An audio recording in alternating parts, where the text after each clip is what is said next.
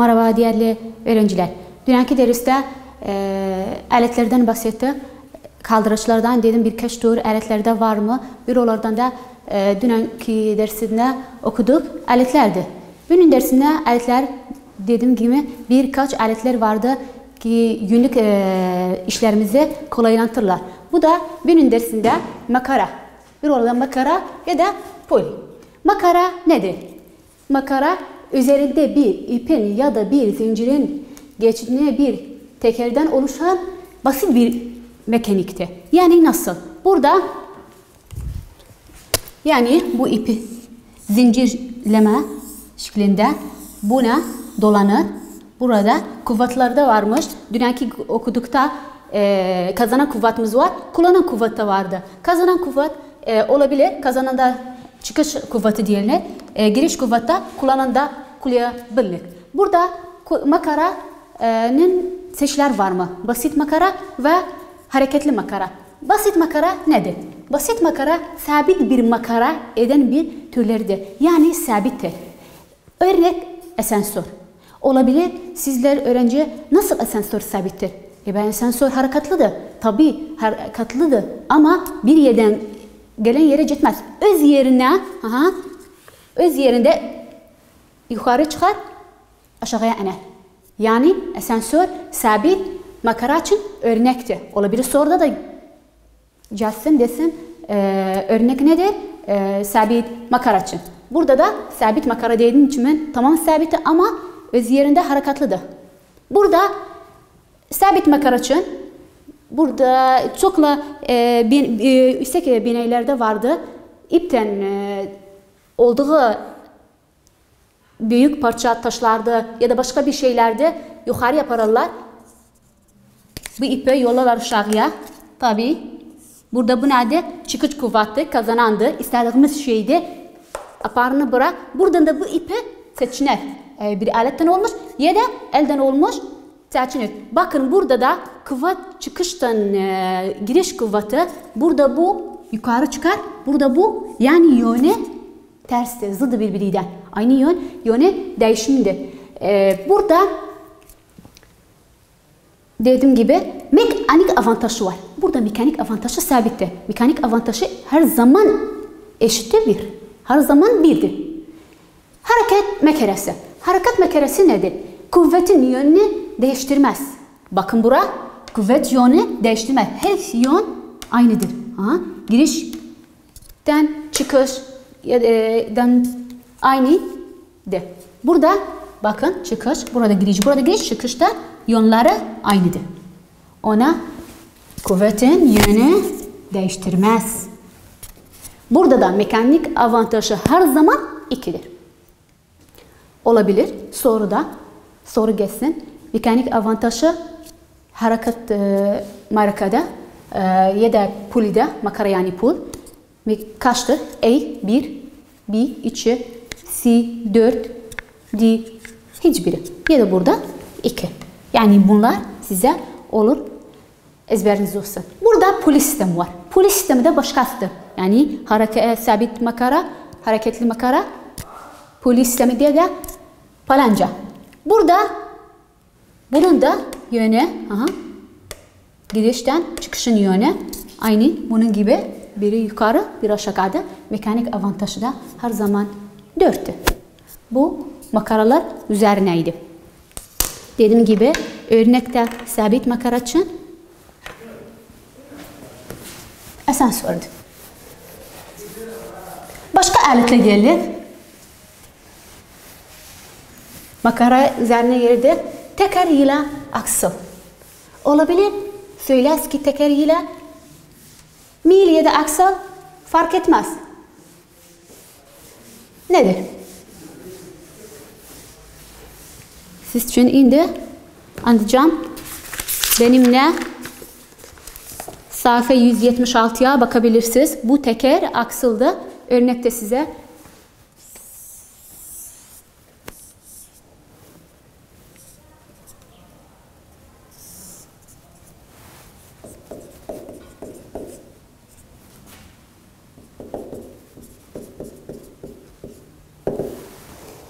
ya da mil. Burada teker ile aksal örnek ne kimi? Teker ile aksal belu'a, cümlükte kullandığımız belu'a başı ki yani bu da bunu belu'a kanı başta kalsa bu tekerdi. Bu her zaman tekerdi. Eğer burada bu örneklerde ama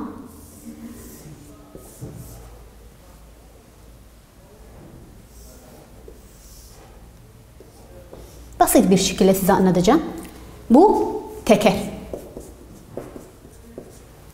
Bu aksıl. Bu aksıldı. Her zaman teker aksıl üzerinedir. Diğerin için teker ile aksılın örnek belu'adır. Siz kafanıza kurun. Belu'a. Ya da kaplar var mı? Biraz kadimi kaplar varmış. Başı açılmağı bu şekildeydi. Aynı kapıya yapışıktı. O da tekerden aksıldı. Bu da basit bir aletti. Cümlemizi kolaylaştırır işimiz için. Teker ile aksılın mekanik avantajı ne kadardı? Burada mekanik avantajı, tabii ben kısacasını yazarım, dün yazmışım. Teker ile aksılın mekanik avantajını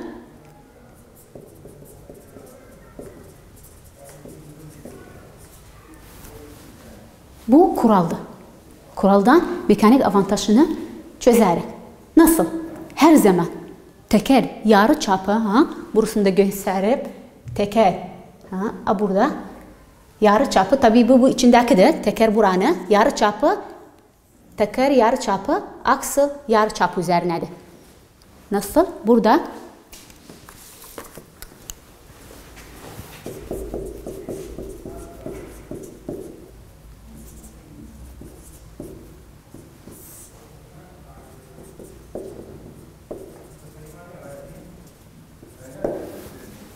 örnek.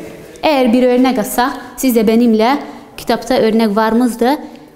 Sayfa 176'da benimle kitaba bakın öğrenciler. Burada teker yarı çapı 15 santimdi. Teker yarı çapı 15 santimdi. Tabii yarı çapısı. Milin ya da aksılın yarı çapı 3 santimdi. Burada o zaman soruda da verip tekerin de yarıçapsın aksılını. Aslında sen kuralı kurarsan tekerin yarıçapsı 15 santimdi. Aksılın yarıçapsı 3 santimdi. 15, 1. 3 ne kadar 15'te var? Tabii. 5 santimetre. Burada getirici derslerde de açıkladım size. Birimler de eğer olsa birbirinden kısacar. Burada birimsiz kalır eşittir 5. Bu kadar. Yani sorunu veren kurallarda siz de kurala göre tekerin yarıçapı çözersiniz. Bu da bir aletlerden biriydi. Başka aletleri cela eğik yüzeyi.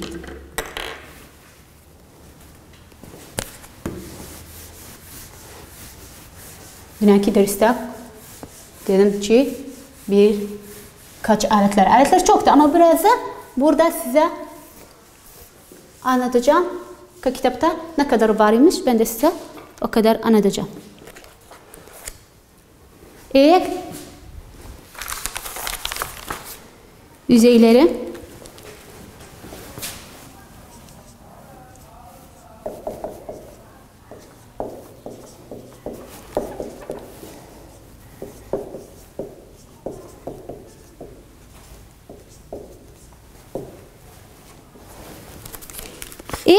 yüzeyler burada da nedir? Burada da günlerimizin aslında etmek için işlerimizi kullandık.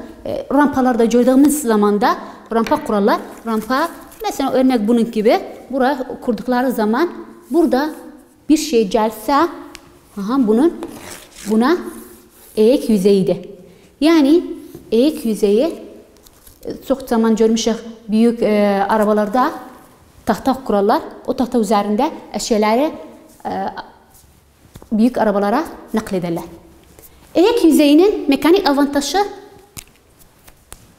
ne kadardı? O da bir kuralla çözerek. Eğik yüzeyinin bakın burada uzunluğu yükseklik üzerinedir. Yani eğik yüzeyinin bu uzunluğu ne kadar olsa burada da bu yüksekliği ne kadardı? Ona gibi. Benimle bu soruya bakın. Dire bu rampanın 8 metre yükseklikse ve uzunluğu 2 metre ise bu rampanın mekanik avantajı ne kadardı? Madem eğik yüzeyini verip de mekanik avantajını da istedik. Yani mekanik avantajını eğik yüzeyinin kuralını yazarım. O zaman uzunluk, yükseklik üzerinedir. Eğik yüzeyi taban eğik yüzeyinin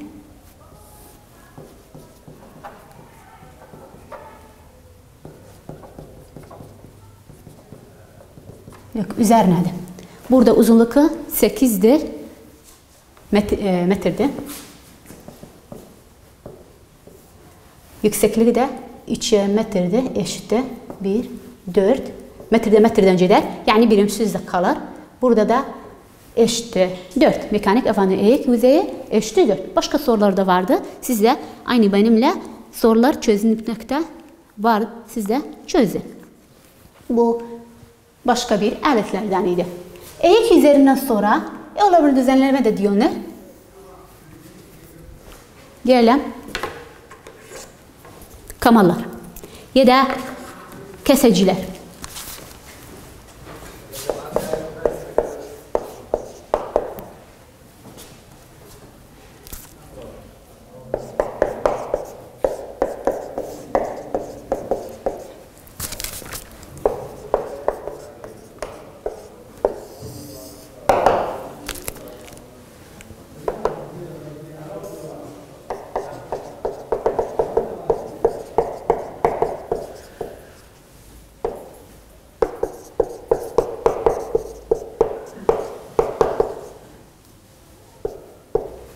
Burada bakın. Kesiciler nedir? Kesiciler de bir aletlerden biridir. O da aynı günlük işlerimizi asan eder. Kesicinin için örnek bıçaktır. Bu örnekler tabii bahsettiğim örnekler, kitapta yazıldığı örnekler olabilir, sorularda da gelir. Kesici için örnek bıçaktır. Burada bıçağımız vardı. Bu bıçak mekanik avantajını kesicinin nasıl çözer? Örnek dedi, kesici için bıçaktır. Bıçak da sizin beyninizde kalmak için eğer buna göre kafanıza kursanız o zaman kural hiç yadan etmezsiniz, unutmazsınız kuralı. Burada yazmışım kesicinin uzunluğu. Burada kesicinin uzunluğu. Bu kesicinin uzunluğuna eder burada. Tabi buranı saymarız. Niçin? Kesici yaka bizim için önemlidir. Olabilir bu yoktur burada. Buradan başlar buraya kadar bu şekilde ne kadardı? Bu uzunluğu da. Ne üzerine? Baş kalınlığı. Baş kalınlığı da buranı eder. Yani bura. Bura. Uzunluğu ne üzerine? Baş kalınlığı. Baş kalınlığı bura baş kalınlığı denir. Tabii anladınız. Burada bir örnek sizin için açıklarım aynı kitapta var. Benimle bakın. Eğer kesicinin uzunluğu 8 santim ise tabii burada santimetredendi. Baş kalınlığı da 2 ise. Örnek. Eğer kesicinin uzunluğu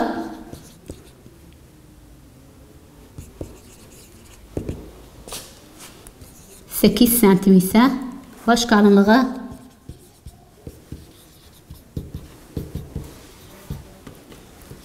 2 santim ise mekanik avantajı kesicinin ne kadardır?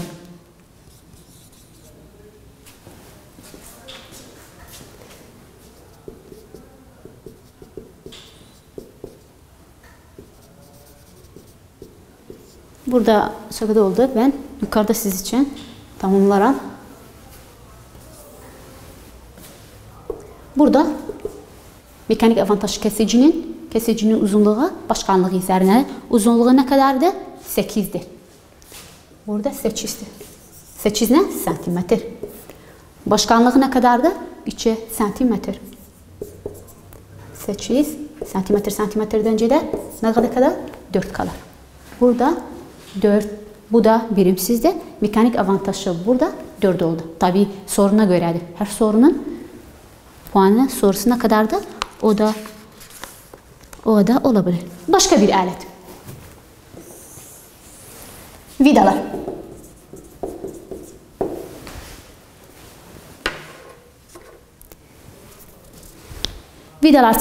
Vidalar olabilir. Siz diyeceksiniz nedir? O da basit bir alette, faydası çoktur.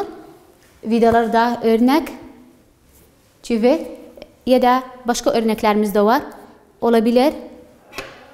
Burgu ya da burada bu vidalar bu ecri bücürlük, yani burada bu ya da burguda burgunun sonusu bu şekilde ya da burada bunlar vardı. Bu burgudu ya da bu da bunu kutularına arasına kurduğumuz zaman ne der? Bu vidalar, bu ecri bücürlükler ciler arasına yardımcı olur. Yani cümlük şeylerimizin oyunun ötülü vidalar faydası çoktur. Dediğim gibi burgular da var. Edebilir bu biz sonra diğer berine de yani bazı aletler vardı. Cümlükte kullanılır. Edebilir biraz eşyalerde yapıştırabilirler. Burgu vasıtasıyla tençadı bazı şeyler de içine girebilir. Bu da vidalar üzerinedir. Tabii buraya kadar aletler üzerineydi. Baştan bir hızlıca size anlatacağım. Kaldıraçtı, eğik yüzeydi, vidalardı, kesiciydi, makaralarıydılar. Bunlar hepsi aletleriydi. Mekanik her içinde örnek verdi. Mekanik avantajını biraz kuraldı, bazı da puanları sabit idi. Ama indi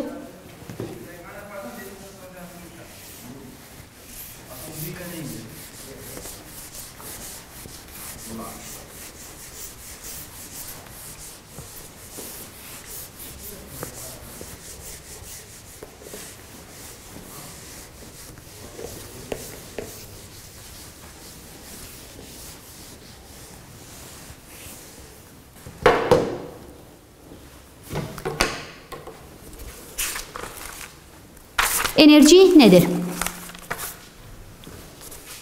Siz de benimle olun. Sayfa 183'tedir. Enerji nedir? Enerji iş yapılan yeteneğidir. Yani bir işleri ettiğimiz ihtiyacımız enerjiye vardı. Enerji kullanmak iş yapılar. Enerjide iki çeşidi vardı. Kinetik enerji ve potansiyel enerji. Kinetik enerjisi kısaca kinetik enerji Ki yani İngilizce K vermişim. Burada yani kinetik enerji. Potansiyel enerji PE kısacıdır. Yani potansiyel enerji. Kinetik enerji aynı enerjidir ama bir çeşitlerden biri de o da bir cismin hareketine ortaya çıkan enerjisidir. Bir cismin hareketinin ortaya çıkan enerjisidir. Kinetik enerji kuralı nedir? Birinci çeşitte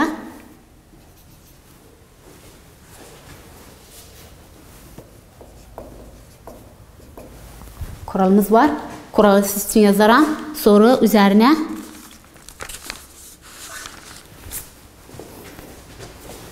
bir bölü 2 m v üst 2. Burada siz için açıklarım ki m nedir, v nedir?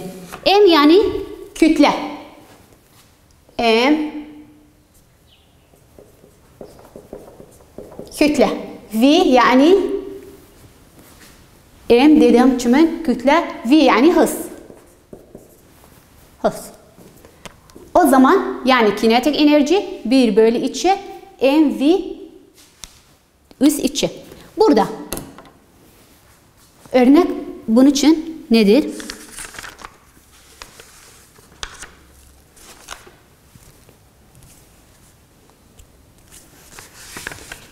Eğer bir arabanın hızlıca ne kadardı? 20 metre saniye üzerine ise kütlesi de 2000 kilogram ise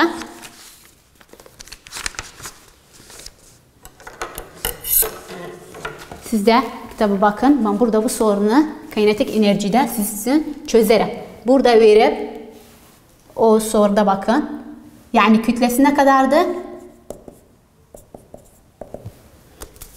Kütlesi 2000 kilogramdı. Tabii kütlenin birimi kilogramdı. Olur başkalarsa burada kilogramla ölçülü. Gram, kilogram.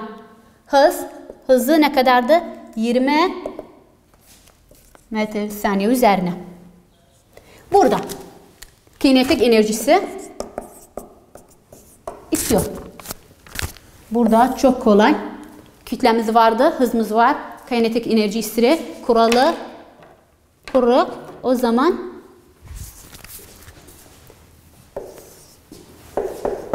kinetik enerji 1 bölü 2 m hız üssü 2. Burada 1 bölü 2 sabittir her zaman. Yani burada kuralın sabitidir. Yoktu bu kuralın değişti. 2 değişti, 1 değişti olsa bu kuraldı. Sabitti. Kütlesi ne kadardı? Çarpı 2000 çarpı burada ya da unutmayın 20 ama 20 ne? Bu üs 2. Burada tabii kısacası bunu bir burada bir kalmadı eşitti 1 çarpı her zaman içine kur eder 400 sonra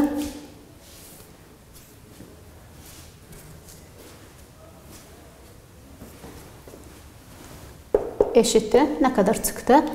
Kinetik enerjinin birimi joul'du. Yani her zaman kinetik enerjinin birimi joul'du. Bakın başka soru sizde açıklarım.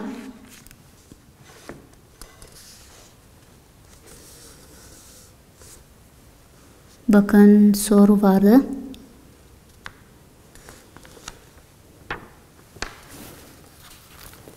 Ne kadar çıksa orada bu da joul'du. Celah potansiyel enerji üzerine bunu şey. Potansiyel enerji bu enerjinin dedi size açıklarım. Anan kuralına başlarım. Potansiyel enerji nedir?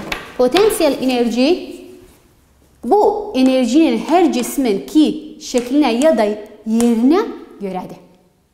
Şekline ya da yerine göredir. Birimi de aynı joul'dur.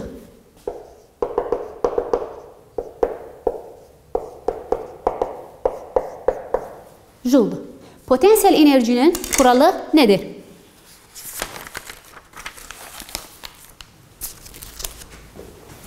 Dedim potansiyel enerjinin kısaçası Pi'dir. Pi eşittir ağırlık çarpı yükseklik. Burada bu soruda aynı kitapta da vardı. Bir küt psik yani diyarıq. Ağırlığı 40 Newton ise. Ağırlığı ne kadardır? 40 Newton.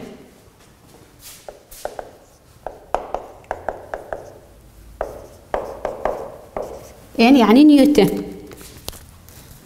Yüksekliği o 0.8 metre ise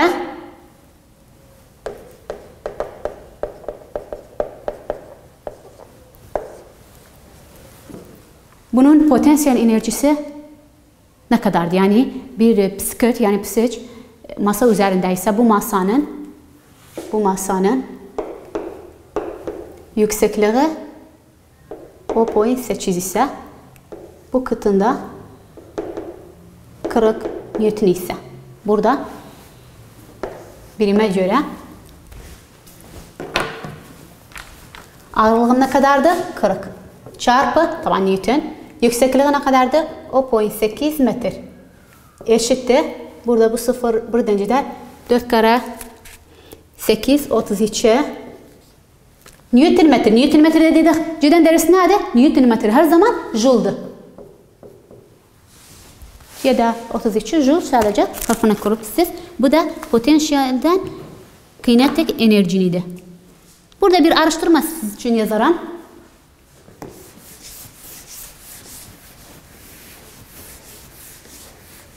Olabilir bu araştırma sonra da gelsin.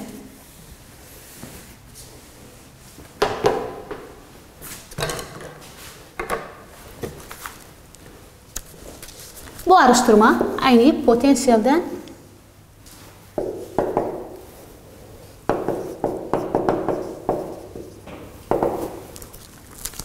hangi iki enerji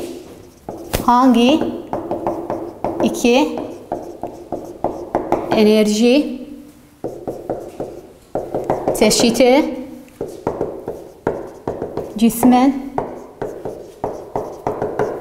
mekanik enerjisini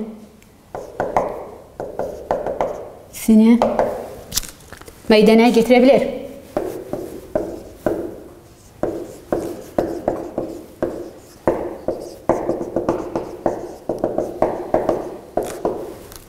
Cevap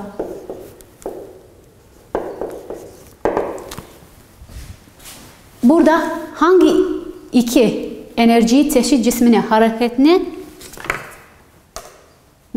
cisminin mekanik enerjisini meydana getirebilir? Çok asan. Okuduğumuzlarda potansiyel enerji ve kinetik enerji.